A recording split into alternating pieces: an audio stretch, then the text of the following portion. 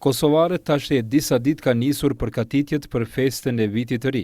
Qendrat tregtare janë bërë kohëve të fundit mjaft të frekuentuara.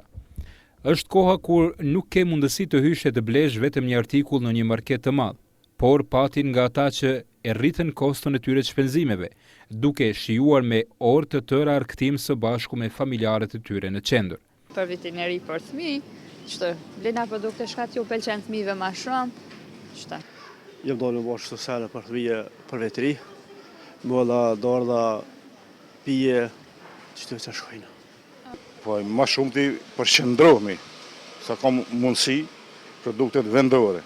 Në prag festash kanë zgjedhur të relaksohen, por edhe të gëzojnë familjarët e tyre duke u blerë një dhuratë, ose duke u endur në përqendra tregtare të pavendosur nga oferta të shumta se çfarë do të blinin.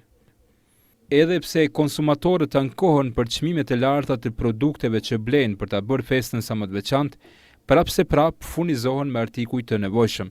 Mirë po, nuk janë vetëm produktet ushqimore ato që bëjnë natën e vitit të ri tamam fest. Dekori i ambientit është diçka e rëndësishme për njerëzit.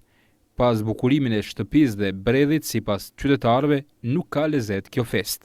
Kam dalë për zbukurime, normal bredhit, shtëpisë, edhe gjëra tjera. Për me ble disa zbukurime për vitin e ri, për me zbukuru bredhin, me zbukuru shtëpinë, ambientin ku jetojmë. Qytetarët blejnë dhuratën e preferuar për të dashurit e tyre. Ata janë të mendimit se kanë punuar gjithë vitin dhe një shpenzim i tillë nuk është as pak i tepërt, nëse nuk bëhet shpesh. Vitrinat e dyqaneve në përqendra në prag festash ofrojnë dhe një numër të madh artikujsh të ndryshëm, e kjo do të thotë më tepër mundësi zgjedhje për të gjithë frekuentuesit.